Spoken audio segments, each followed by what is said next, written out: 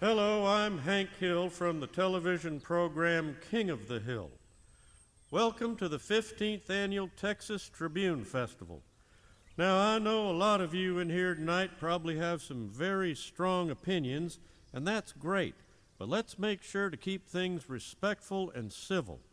In this country, we have free speech, and everybody has the right to say what they want, even if their opinions are completely wrong and asinine.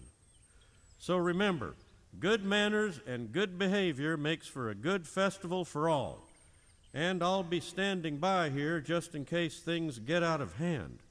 So please be respectful of one another, no matter how pissed off you get. Thank you.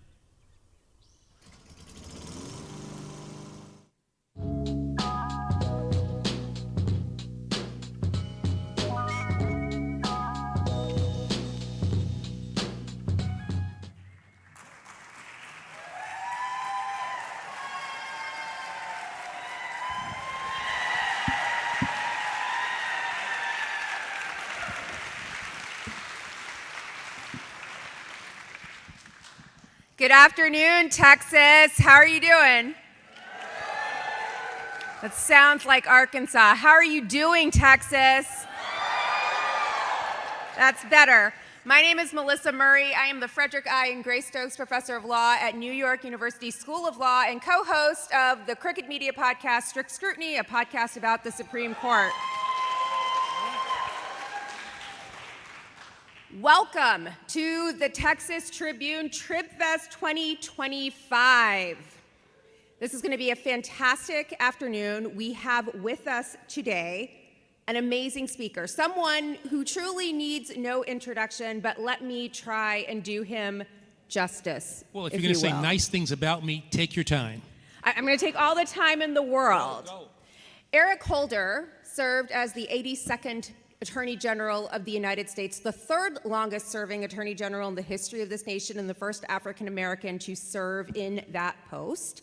Since leaving the Department of Justice, he has been of counsel with Covington and Burling in Washington, D.C., and he is the chairman of the National Democratic Redistricting Committee. And that seems to be a topic of a lot of conversation, which we are going to get into.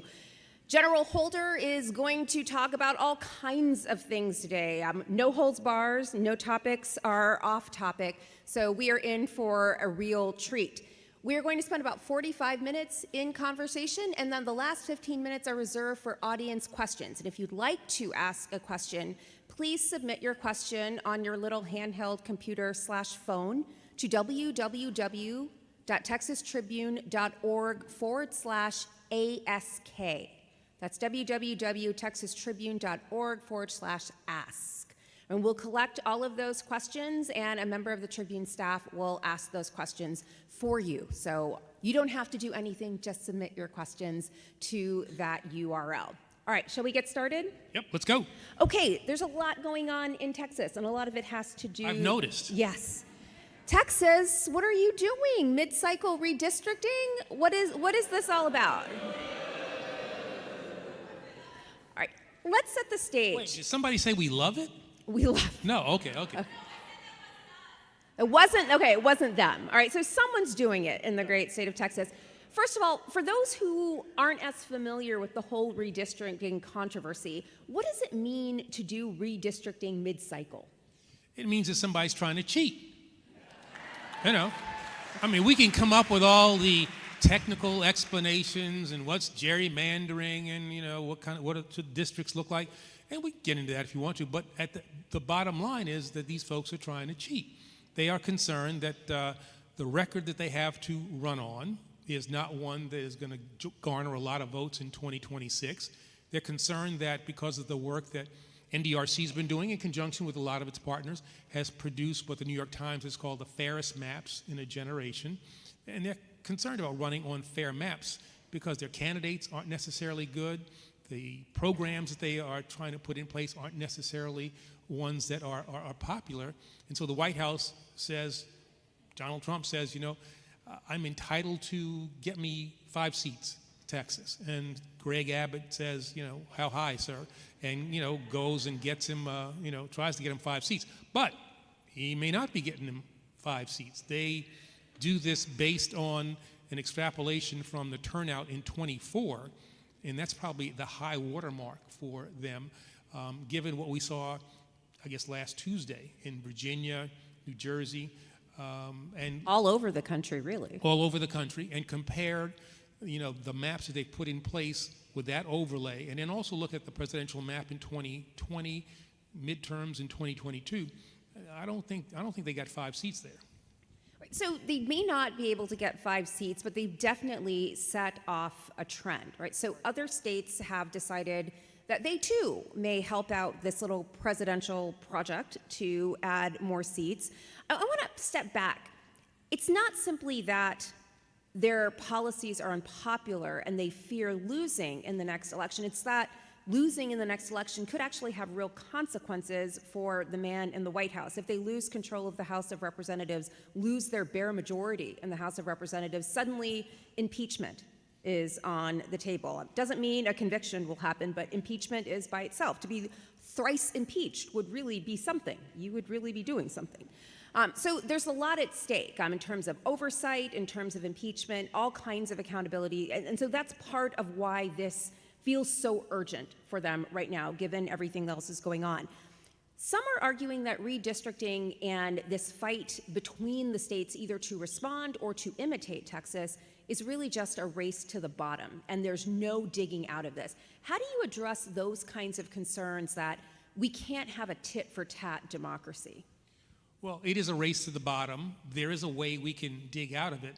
But, people get, I guess, amazed, upset that, the Democrats, progressives, didn't just say, oh, we're going to hold a conference, we're going to write an op-ed. We said, you want to do that? All right, you hit us, we're going to hit you back. And that's the deal. I mean, in the piece that I wrote, I said, in order to ultimately heal our democracy, and that's what we're going to have to do after this process, we have to save it first. And they could, through the things that they're trying to do in a variety of states, starting with Texas, they could alter the scale in such a way that our democracy could be, if not fatally wounded, really, really damaged, and put us in a place that we might not recover from for a generation. And so I make no bones about it. If Greg Abbott and Donald Trump said, all right, we changed our minds, and we're not gonna do that, I'd say, oh, that's fine. Gavin Newsom, California, let's pull back. They're not going to do that. And if they did do that, we'd still be suing Texas for the gerrymander that they put in place before they put this gerrymander on top of an existing gerrymander. So I don't, it is a race to the bottom, but the way out of it is to put in place federal legislation that we could have done when Democrats had a trifecta: President, Senate, and the House of Representatives. But Senators Manchin and Sinema did not want to carve out the filibuster to allow the passage of legislation that would have banned partisan gerrymandering, in addition to a whole host of other positive things around voting rights. The next time we have that chance, and it could be after the 2028 election, we have got to use the power that election would give us and use it in a positive way. I've often said that I think progressives, Democrats, we are almost allergic to the use of power, allergic to the acquisition and use of power. And we got to get over that. Doesn't mean if we acquire power, we're going to do the same kinds of negative, special interest-driven things that Republicans and conservatives have done. But, Franklin Roosevelt wasn't afraid of acquiring and using power. Lyndon Johnson wasn't afraid of acquiring and using power. So, when you say that Democrats are allergic to losing power, I actually thought of FDR, who many in his day likened to an autocrat or a tyrant. He made so much use of the presidency and tried to take so much power from Congress that people who disagreed with him said this is basically the fall of our democracy. What changed? Where did we go from FDR and LBJ to being the sort of feckless band of Democrats? Okay, I'm not sure I'd agree with your feckless band, But I think, you know, and first, I mean, the critics of FDR were wrong. I mean, let's look at what, you know, let's compare FDR to Donald Trump. You know, he was using legislation. He had huge majorities, admittedly, you know, in Congress, but he used those majorities to pass legislation. He wasn't doing executive actions, you know, and so he was doing things in a way that is consistent with the law and consistent with our norms. You know, I don't know exactly how it happened and how we kind of lost our way or how we've developed this uncomfortability around this whole power question, but I certainly think that's where we are, but I also think we're coming out of that. I do really sense that one of the things that happened in Texas, you know, we formed up the National Democratic Redistricting Committee in 2017. And I remember the first press conference we had, I made what I thought was a great speech, and I was watching the CNN cameraman, he was looking at his watch, he was rubbing his eyes, you know, and it's like, okay, so gerrymandering and redistricting was not really getting people. And I think we made a lot of progress, but I think it got really supercharged by what happened here in Texas. Now people get it. People understand, wait a minute, wait, why 5 seats, mid-cycle? How are you doing this?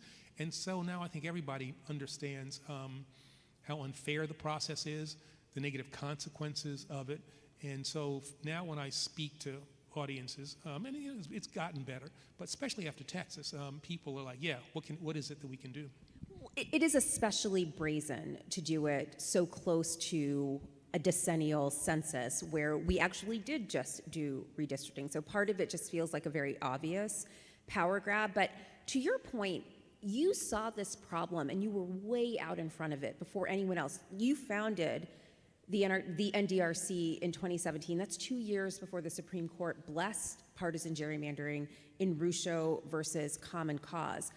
How did you know so early that this was going to be the big issue that it has become? Or that it's always been, but that we're now just recognizing?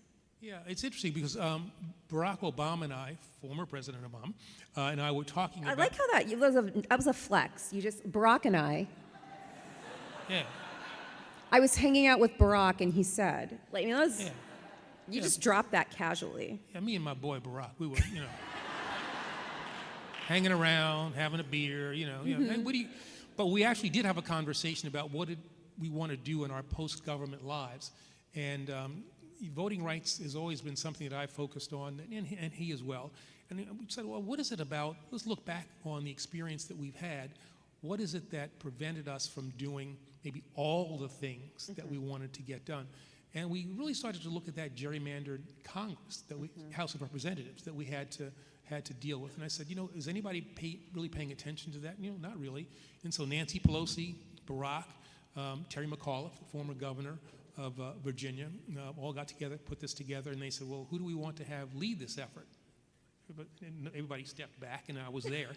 And so That's how it happened? well, no, not it? Not quite. It was something that I wanted to do, and so that's how we, you know, focused on the issue. We saw the negative impacts of gerrymandering with regard to the president's agenda, and then if you look at the states and you see what's going on in state legislatures, where the problem in some ways is maybe even more acute. And look at Wisconsin, Ohio, Georgia. I mean, where you got, you know, Democrats winning over 50% of the vote and having 30% of the seats in state legislatures, and then measures being put in place in the states that are inconsistent with the desires of the majority of the people in that state, and yet the people who vote for that suffer no political consequence. And those measures are the ones that then get to the Supreme Court, and the Supreme Court says, oh yeah, you want to overturn Roe versus Wade? You know, there's not a poll in any state that showed that the majority of the people in any state wanted Roe versus Wade overturned.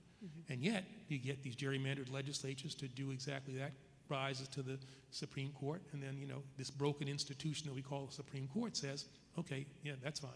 Well, the reproductive rights question is a really good one to illustrate the harms of gerrymandering. As you say, reproductive rights enjoys majority support in almost every state in the union, and yet, in many states, you have state legislatures that pass the most draconian abortion legislation that we've seen in a generation.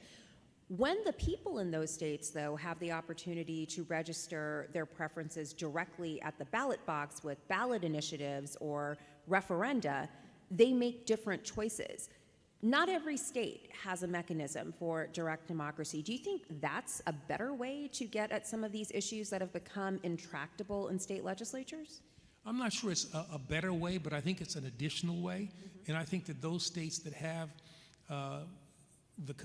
allow in their systems the capacity for citizens to have their voices heard and to through referenda, ballot initiatives, whatever, as you have in California. I mean, one of the big things in Michigan, the way in which we were able to put in place an independent commission there to draw the lines was because citizens can, through ballot initiative, put into law that which a state legislature might not want to do. And every place that we have had the ability to use a ballot initiative to say, wouldn't you like to have an independent body do the redistricting as opposed to an interested state legislature, we won. You know, red states, blue states, Utah, Missouri, Michigan, Virginia, I mean, they've all said, yeah, that's what we want to do. So I think having that as an adjunct to whatever it is that, you know, you might normally see elected officials do, I think that's a good thing. So I want to tell you about something that I just learned about. I talked about it on Strict Scrutiny last week. I think it's absolutely brilliant. There are these ladies in North Carolina, and they founded something called the Can't Win Coalition. And here's their whole plan. They are recruiting candidates to run in heavily gerrymandered districts, because usually in heavily gerrymandered districts, you don't have a contest. Because people realize that the district is so distorted, you only have one person running, usually an incumbent, and that person is usually running unopposed. So these ladies, their idea is, we will recruit people to run, recognizing that these people are not going to win. In fact, they're going to lose, and they're going to lose big. But by running, they do a couple of things. One, they piss off the person who thought he was going to run opposed. I live for that kind of petty. Like, that is amazing. So they piss off that person. They make it more expensive for that person to run. So they really drain their coffers. And then they drive up voter turnout, because the other thing that gerrymandering does is it suppresses voter turnout because people think their votes don't count and they don't bother to turn out. So it drives up voter turnout in those districts and statewide, while also recruiting a cadre of candidates who might be viable in the future.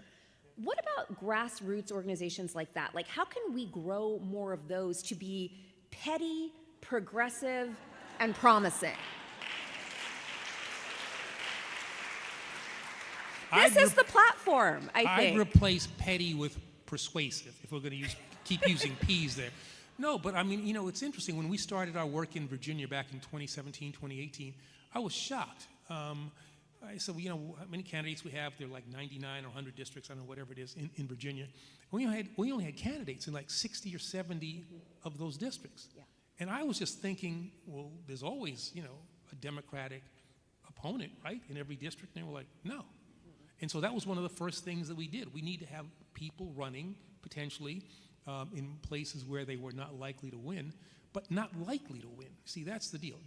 A well-crafted gerrymander is a hard thing to overcome.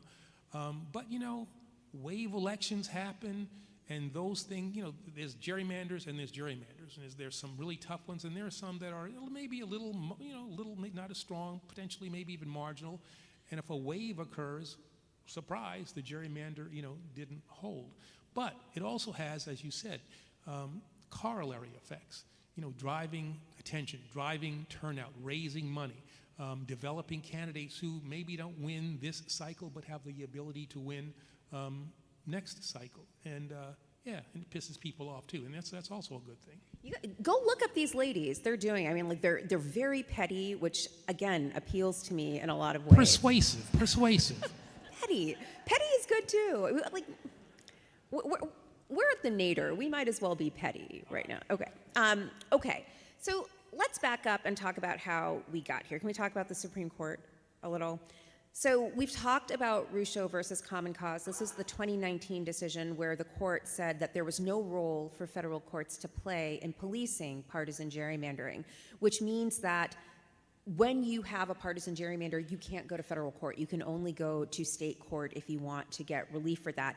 And that's great if you're in a state that hasn't been gerrymandered such that the state court of last resort doesn't look like a cabal. So that, I mean, they engineered that really well. Here's the other thing that decision in Rucho did. Because in so many states, partisan affiliation is very closely tied to race, which is to say that in many states, like Texas, for example, Black people are often Democrats. If you choose to racially gerrymander, which is something you can still bring to federal court, all the state has to say is, we weren't doing this based on race. We were doing it based on partisan affiliation. And then you can't bring it to federal court. So there are all of these ways in which now we actually have racial gerrymanders, which are supposed to be illegitimate under both the Equal Protection Clause and the Voting Rights Act, and they can't be challenged in federal court because they're being recast as partisan gerrymanders. And we have one of these cases right now before the Supreme Court, Louisiana versus Calais, where the state of Louisiana has redistricted such that it's essentially eliminated minority opportunity districts. And one of the arguments that they've said is that we weren't doing this based on race, we were doing this to maximize Republican advantage, and that is okay. Yeah, I mean, you all saw all these Republican Texas state officials saying, oh, we're doing this thing, this terrible thing, but it's partisan. It's not racial. I mean, I was really surprised, to even hear them say, yeah, we're gerrymandering here. I mean, I thought they'd say, well, population shifts. No, they said it with their whole chest. We are gerrymandering, but we're doing it partisan. But it's for partisan. It's for partisan Yeah. reasons. And they know we got that Supreme Court decision behind them. And if it's partisan, and think about that. We're going to deprive people. We're going to dilute the ability of just regular people, the power of their votes. But we're going to do it on a partisan basis. And to just say that out loud, I mean, it's kind of like, whoa. But, you all saw that, probably more than I did. The Rucho case was interesting. The NDRC has in its name National Democratic Redistricting Committee, but we took on Democrats in the Rucho case. We were on the plaintiff's side, suing among others, the state of Maryland, what Democrats had done there. Our theory of the case is if the system is fair, if the system's just fair, Democrats, progressives will do just fine. We'll do just fine. We get better candidates, we got better positions on the issues, and we'll do just fine. The conservatives and the Republicans got to put their thumb on the scale in order to win and, break all the norms, break the laws. And so the Supreme Court, I wanted to talk about them, they have, I think, aided and abetted, a lot of this conduct. Through the Rucho decision, through the Shelby County decision. It's Shelby County versus Holder, but we'd ever call it that. It's just a Shelby County case. I don't want my name associated with that at all. Taking away Section 5 and the ability of the Justice Department to pre-clear in certain covered jurisdictions, potentially diluting Section 2 now with the Calais case. The Supreme Court, in Rucho, they said, can't figure out how you would handle these cases. These are political questions. Well, like every other court that has dealt with this issue found a way to do it. District court level, Court of Appeals level, state courts, all had found ways to do this. But 5 justices on the United States Supreme Court said, oh, we can't do this. This is for the politicians. And I wonder, if you had the ability to extract truth from those folks now, what would they say? I mean, the mess that this nation is in right now is largely as a result of that Rucho 5-4 decision, which I might add, if Merrick Garland had gotten a hearing and had gotten confirmed, it would have been a different 5-4, and I think we would not be in the same place that we are right now. So when we talk about, if we get to it, packing the court, Mitch McConnell's packing the court resulted in, among other things, the allowing of partisan gerrymandering. So let's talk about one member of the court in particular. So John Roberts is celebrating his 20th year as Chief Justice of the United States. We don't have to. It's been a great 20 years. A+, no notes, 10 out of 10. So John Roberts has the reputation of being an institutionalist, and some of this goes Man, back. you all got to stop saying that. This guy. I was going to stop saying that. No, I mean, I am sick and tired of the media portraying him as an institutionalist. It's because that gives him free rein to do a whole bunch of things that the institution never has done before. If you're an institutionalist, precedent should matter, If you're an institutionalist, decisions are not made on the basis of personnel, they're made on the basis of principle, And so I think there's a whole list of anti-democracy things that have come about as a result of his time on the court. That he's actually written. So I was going to say he has this reputation, yet he's written 3 decisions that are probably the most corrosive for democratic institutions in any in the court's history. And those 3 would be? Shelby County versus some guy. Shelby County. Shelby County versus some unnamed attorney general. Rucho versus Common Cause. Right. Trump versus United States. Right. Of those 3, which is the worst? Ooh, that's a tough one. Rucho. I don't know. They're all awful. Well, now you sound like a parent. I love them all the same. Well, yeah, I hate them all the same, but I'd also throw in Citizens United. Let's put that one in there. Okay. All of these democracy-defeating decisions that have given the ability to those people who are not really true to that which supposedly defines this nation, given them the power to do a whole range of things that have tried to take power away from, average American citizens, given it to special interests, and perverted, our democracy. So there's a suite of cases. It's going to be an interesting thing. I'll be alive, 50 years from now. And as we look back 50 years from now on that suite of cases, I think that will be seen as a dark period for the Supreme Court. As dark as Dred Scott? Probably not that dark, but only by that much. I mean, to look at, a race of people and say that they're not humans, they're property. That's pretty dark. That's really dark. That's dark. But these come close. These come close. All right, so the court is one of these institutions that over the last couple of years, a lot of people have just sort of gotten more attuned to. Part of this is excellent podcasts that talk about the Supreme Court, more coverage of it generally. But also the court's just doing more and getting their hands in a lot of things. Is the court one of these institutions that ought to be reimagined? We're talking about this moment we're in where everything seems to be broken. And the question is, do we rebuild or do we reimagine? Is the court one where we just have to rebuild it with different, better personnel, or do we have to completely reimagine it? Well, I think that generally we need to reimagine things. I mean, that's one of the potential silver linings of this dark period that we are now in, with all the destruction that's going on in a whole variety of places. I don't think we should be thinking about rebuilding. I really do think we should be thinking about reimagining. I mean, with regard to the court, I don't know if you call it rebuilding or reimagining. I think there's some concrete things that we need to do. I wrote about this in my book. We need term limits. We can't have. Do we need a constitutional amendment for that? You're the constitutional scholar. I've seen ways in which it supposedly can be done, but I don't know. I'm not sure if this Supreme Court would say that. Yeah. That's okay. But it's got such widespread support. It does. Republicans, Democrats, independents, conservatives, as well as progressives, all are in favor of term limits. The Chief Justice, I guess prior to becoming Chief Justice, wrote about, he thought 15 years was enough time. I've said 18 years, 3 senatorial terms. We can't have these people in these unelected positions with so much power. They're kind of treated in a very special way. They're kind of removed, and I think they lose touch. They lose touch with America as it now exists. So yeah, I'd have term limits. One of my other proposals is to have a president appoint a Supreme Court justice in the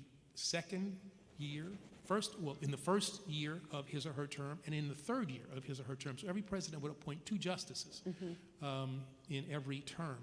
And if you had 18-year term limits, you would expand the court in the short term, but over time, the court would shrink back to a 9-member court. And in that way, it would decrease the pressure that we see in these really crazy confirmation hearings that we have. I might actually raise the age limit. You have to be like 50 years old to be a Supreme Court justice. People need to have life experience. They need to have failed at things before you get on the court. Well, I don't even know it's just they need to have failed at things and... No, failure's a good thing for people to learn from. I agree. I think failing is a good thing, but I think I'm just sort of thinking right now about some of the justices and their emotional support billionaires, and at least one of them joined the court at the age of, I think, 43. And that's a point in a lawyer's life where you're just kind of hitting your stride professionally when you really start to make a lot of money. And when you go into the judiciary, that's not happening. And so, it's not a causal story I'm telling. This is anecdata at its finest, but it strikes me that when you make someone a judge at 43, you maybe make them more susceptible to those kinds of outside pressures. I think that's exactly right. I mean, many people go into public service and think that it's a good thing. I mean, I like to think that's what I did. I spent most of my life as a public servant. But others go into public service and see others who are not in public service with a higher standard of living and then aspire to that while they are public servants, and that leads to all kinds of If you're a public servant, you're flying commercial. Right. You ought to be flying commercial. There's no private jet. No private jets, And, if you're the Attorney General of the United States, you do get a private jet.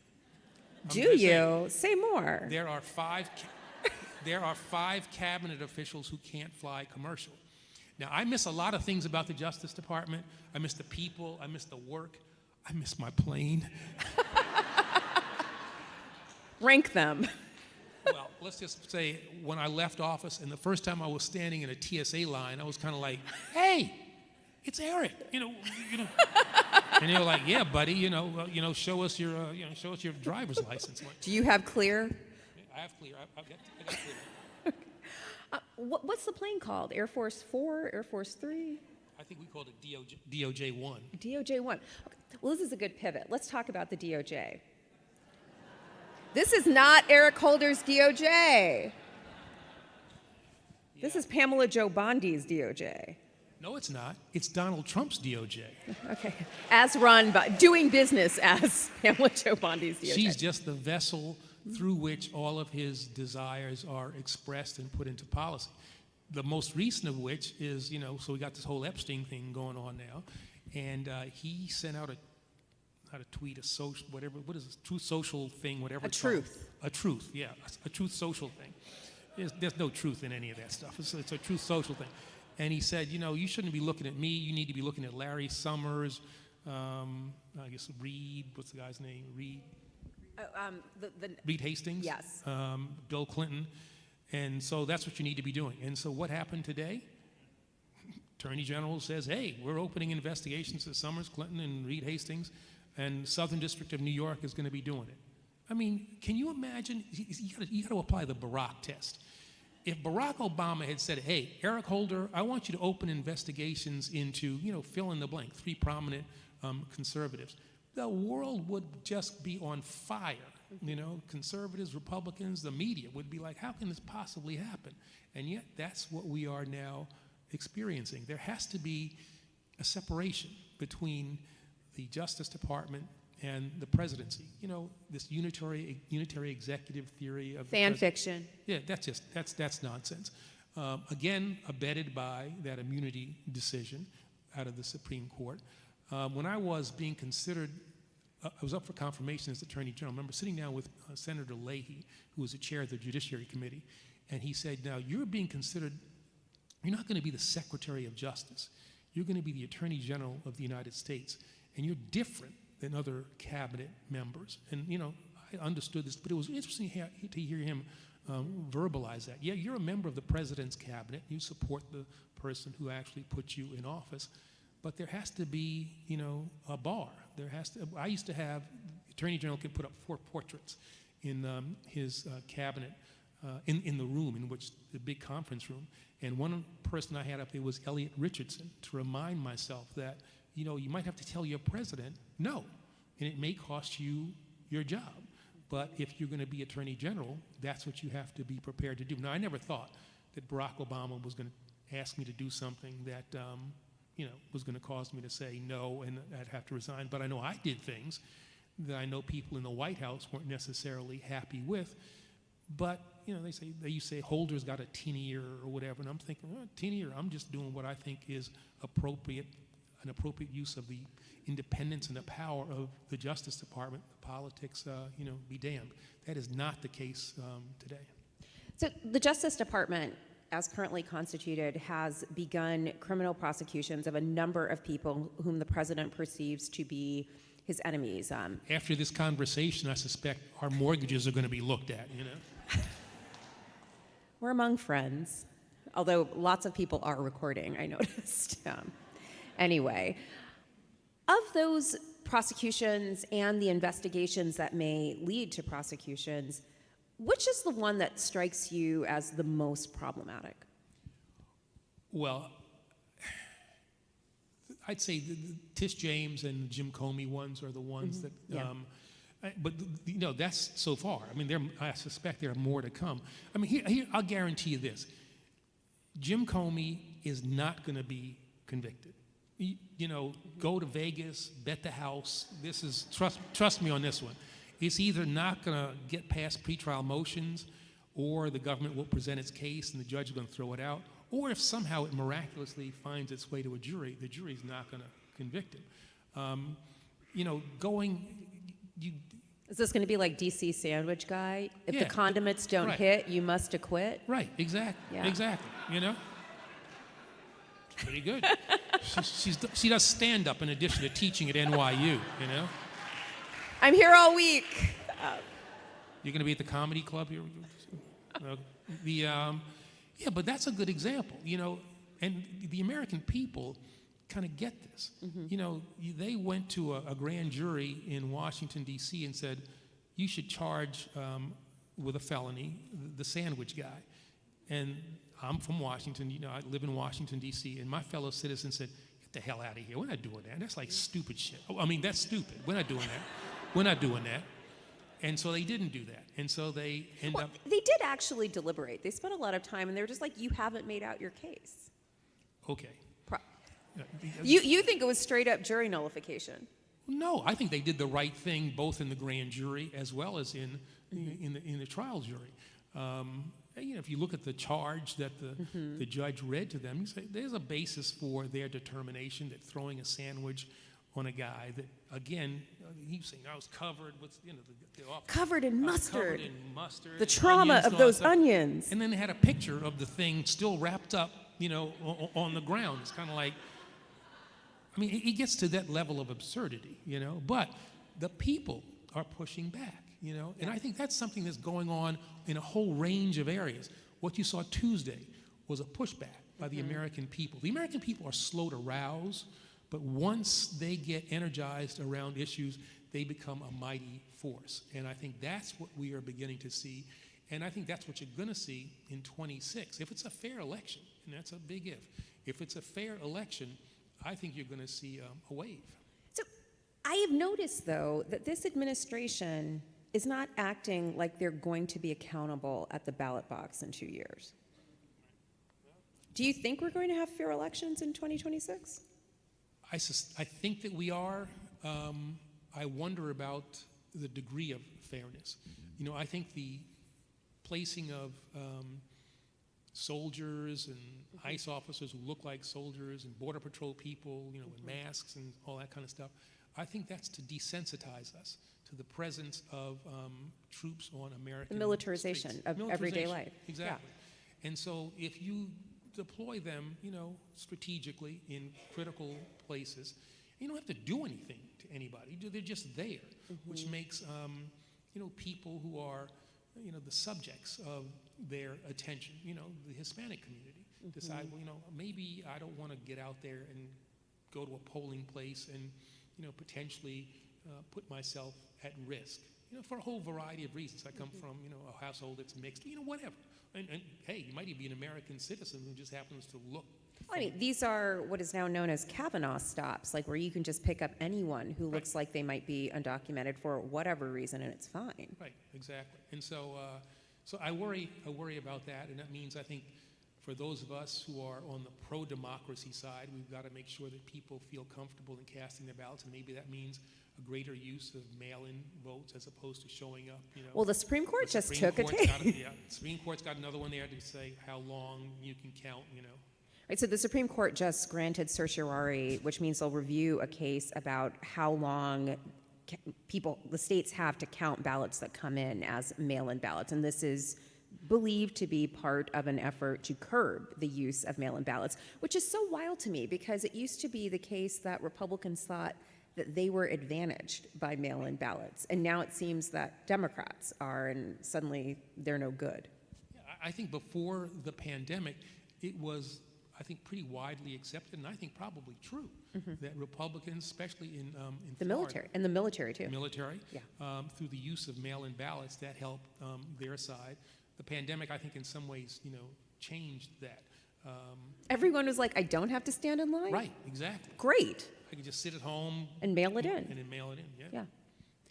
So how do we make our elections more fair in 2026? How do we sustain this energy? I mean, one thing we're not great at is keeping it up, right? I mean, this is a lot to do, and I think, as you say, the constant barrage of stuff flooding the zone is to desensitize you, but also to make you exhausted. Right? How do we keep up the energy for the fight going into 2026 and even beyond? Well, we have to realize what the stakes are.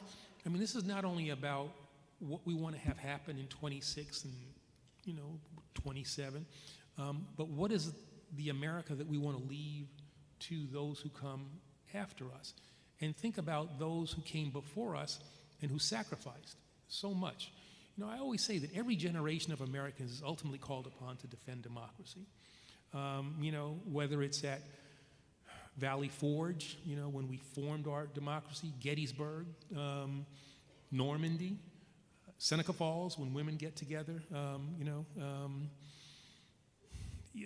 every generation is ultimately called upon to defend democracy. Stonewall, every generation is called upon to defend democracy, and every generation to now has met that call and been successful in the defense of democracy. What do we say to those who would point to each of those episodes that you mentioned and say, stomping that out is preserving democracy? Because that's what's happening right now.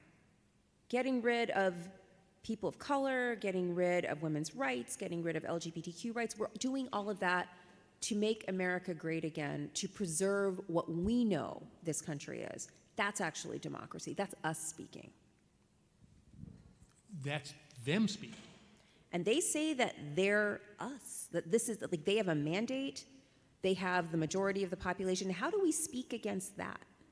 By understanding that this nation is at its best when we are most critical of ourselves, when we identify problems, issues, unfairness, discrimination, and then deal with it. That's when America is at its best. And America has the capacity, to deal with a history that is imperfect. This notion that we have to, whitewash history because, we can't handle, the ugly truths about some of the things that have been done in the name of the nation is totally is wrong. I got a lot of faith in the American people. As I said, slow to rouse, but once focused, we tend to do the right thing.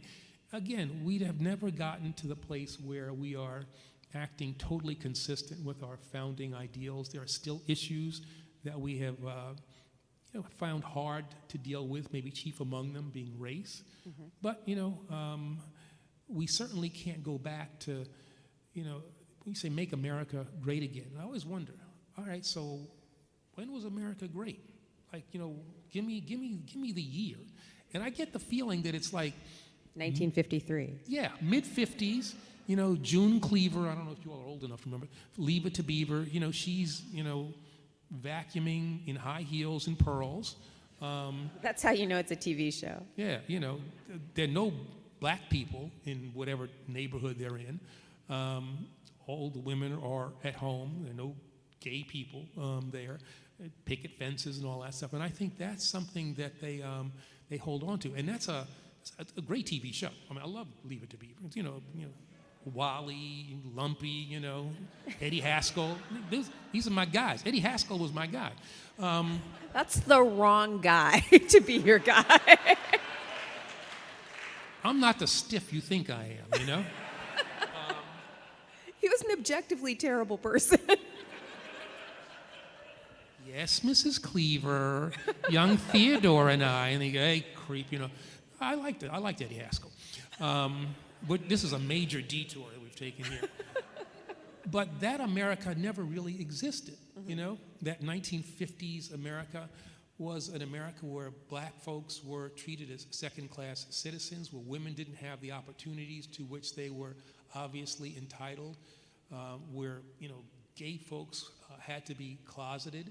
And so, yeah, their view of what 50s America looked like was inconsistent with what the reality was. And so, but I think that's where they want to take us back to. And I don't think this country's ready to go back there. I just don't think so.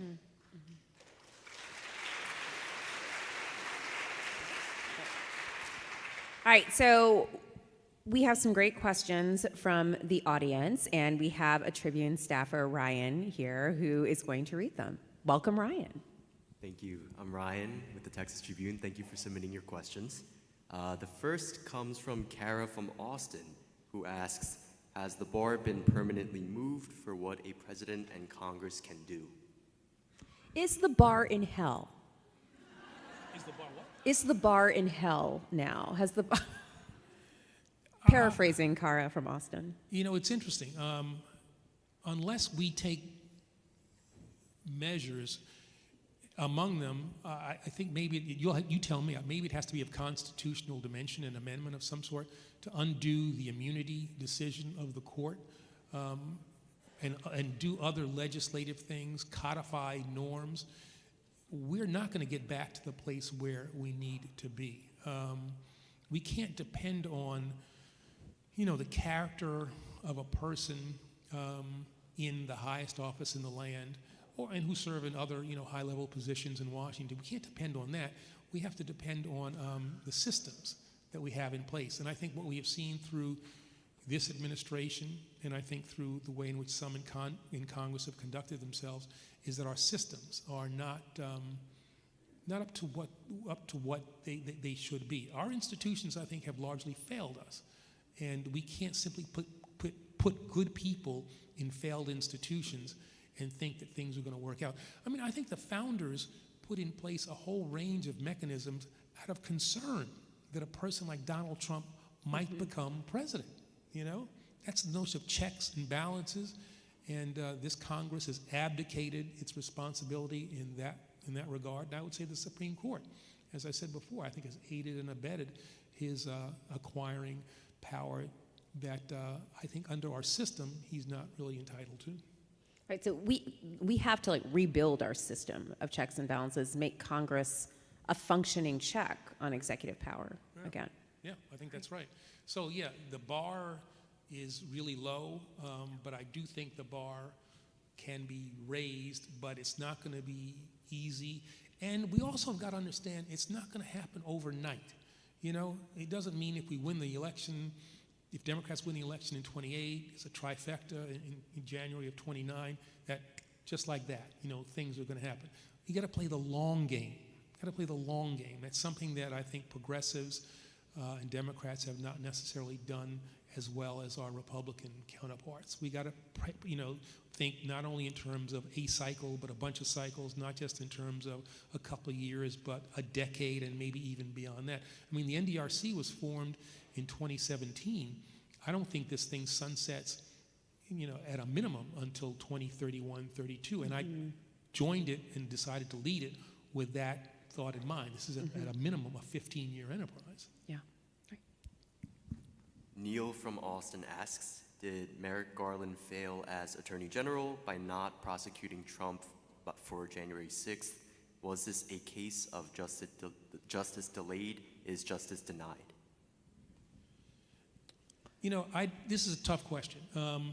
You know, Merrick and I have been friends for an extraordinarily long period of time.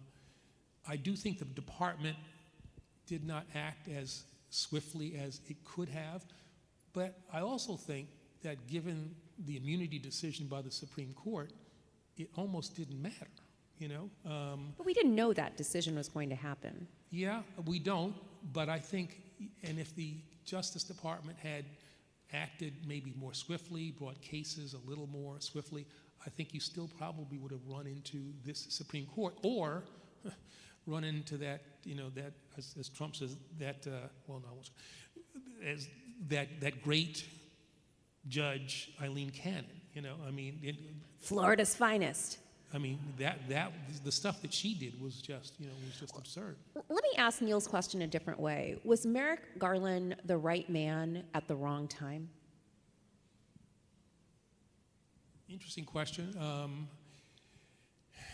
I think, you know, Merrick is an institutionalist. He's a good man. He's a judge. He's a judge. They're deliberative, slow moving. Right, and yeah, but it's interesting. And once he appointed, you know, Jack Smith, I mean, things really started But to that pop. was at the end. That was like That was at the end. 2023. But my point, though, is that that shows that the department could have acted swifter. You know, had that appointment happened earlier or something like that. Was it a mistake to start with the rank and file January 6th protesters as opposed to going for the head? Yeah, I thought that was wrong. I mean, you know, the notion that they're going to think of this as a regular criminal case and we'll build our case from the bottom up.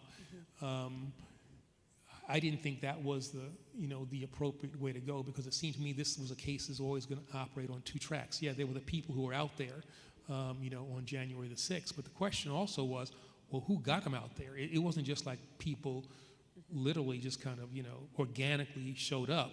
There had to be some kind of organization, and so who was behind the organization that put those people in front of the Capitol? And so there needed to be an investigation, you know, on two tracks. All right, the next question comes from Heather from Austin, who asks, besides voting, what is the best thing everyday citizens can do to overcome gerrymandered races, especially in states that are heavily gerrymandered? Well, I think voting is first and foremost, you know, the most important thing. And then I think the question you have to ask yourself is, what's in your wheelhouse? What is it that you are capable and comfortable doing? And it's a whole range of things. You know, we have at the NDRC this thing called All on the Line, allontheline.org. Here's the commercial. You know, you can, if you're in a blue state, you can, through the Zooms and all the virtual tools that we have an impact in, you know, races in red states. You know, supporting candidates, you know, writing checks to, you know, candidates or parties that you support. Supporting organizations that aren't necessarily political, but have a great deal of importance in the political sphere. I think of organizations like the Brennan Center, you know. Great organization. Great organization. At NYU Law. Right, exactly. Very worthy of support.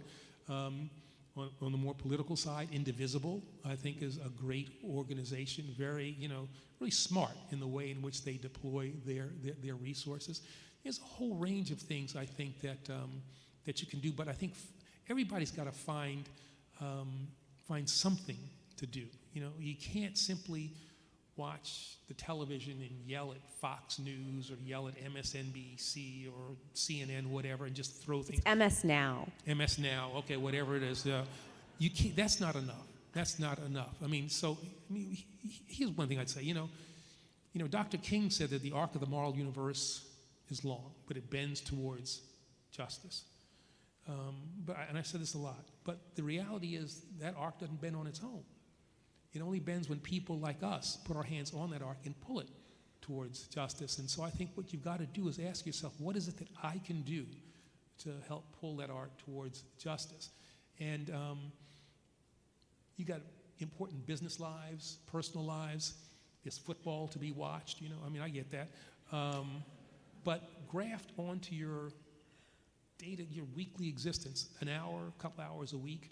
It might seem difficult to do at first. You'll get used to it over time, and you're going to feel better about yourself by being civically engaged, and you're going to make this nation better. So find the thing that will galvanize you, engage you, interest you, and make this country better. We can do it. Can I add a corollary?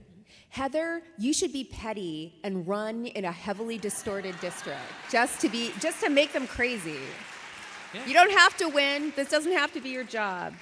One of the organizations that we work with is called Run for Something. Yeah. And and one of the realities is that, who better than you? I'm just saying you generically. Who better than you? You look at some of the idiots who are serving in a whole variety of positions, not just in Washington, but in the states and at the local level. Maybe you're the person who ought to run. Ryan? All right, the next audience question comes from Evelyn from Austin, who asks, what would the Eric Holder of 2025 go back and tell Eric Holder in 2008 as he was preparing to take on the Attorney General role that might have changed the course of history? This is like a Terminator question. I love this. Wow, I'm not sure I've changed history, but I was there for 6 years, and as Melissa said, I was third longest serving AG. But I would have told that younger, more vital, less gray hair guy. I thought I was acting with dispatch and with haste, and would have said, trust me, man, you need to be doing more, faster, and just be more vocal in ways that I don't think I necessarily was. Thinking that, the Attorney General is different from other people. You can't be as partisan, you can't be as political. I think I was a person known as with a fairly sharp edge. I think that edge maybe should have been a little sharper. But I think that would have been the thing, to really focus more and act with greater dispatch, greater haste. A lesson for a lot of attorney generals. Yeah. Ryan? Awesome. I think we have time for one more question. Bridget is a law student who studies cases with your name on them. What does that level of impact on students mean to you? Did you ever aspire to be in case books? Well, not as a defendant in a criminal case. It's Shelby County versus Holder, but that doesn't mean like I was being charged with a crime, something like that. Did I ever aspire to be in a case book? I'll be honest with you, that's something I really never thought about. You undoubtedly were an unbelievably brilliant and wonderful law student. That wasn't me. I didn't particularly like law school. It seemed to me to be kind of... That's because you went to Columbia. There's another law school in New York. I think you might have liked it better. Okay, maybe. That's entirely possible. Law school just seemed to me to be kind of removed from what I kind of knew or suspected the practice of law was all about. And so I never expected, nor did I aspire to have my name in a case book. I certainly knew I wasn't going to write a case book, so... What is it like when you see young lawyers? I mean, I'll tell you a story. My husband was an assistant U.S. attorney in California for 4 years. He started in 2007 and was there when the administration changed, and he was there on the day where they switched the portraits in the lobby of the federal building. And my husband's African American, and they put up 2 pictures, yours and Barack Obama's, and he said he never imagined he would ever live to see this day. Like, my husband's born in 1975. I mean, like the idea that that was unfathomable, and then he watched it, and that he served in your Justice Department is something that fills him with enormous pride to this day. I mean, what is it like?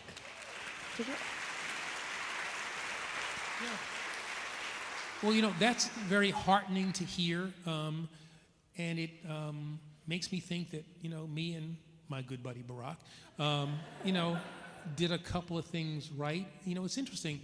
A woman who I've known for, 30, 40 years, came to visit me when I was at the Justice Department, a white woman, and she came upstairs, and she said the same thing. She walked into Main Justice and saw those two pictures, came up in the elevator, walked to the 5th floor, and she said, I've been trying to hold it, and I've been trying to hold it, and then she just put her arms around me and started crying.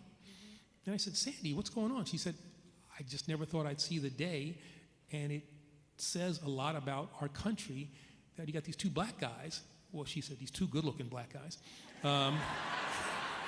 This I'm feels just like quote- editorializing. I'm just quoting her, all right? Okay. But she said that you have these two black guys who are the Attorney General and the President of the United States. And so I think that's, in some ways, a marker of what this country can do. And it is why I have enduring faith in this nation. We don't always get it right, but at our best, we're always trying to get it right. And I think this is there's a progressive era, I think, that is struggling to be born. Barack's election leads to, to this era, a reaction to that. But there's a reaction to the reaction. And I think there's everything from income inequality, the flouting of norms. There's a whole range of things the American people are kind of, put off by. And I think that the answer to that is a new progressive era. I think that's, if we work for it, if we put in the work, that becomes possible. There are no saviors. There's no miracles happening. There's not a cavalry coming. As we always say, we are the people that we are waiting for. But we have the power. We do have the power to make this nation better. All right, with that, let's get to work, Texas. Please join me in thanking Attorney General Eric Holder.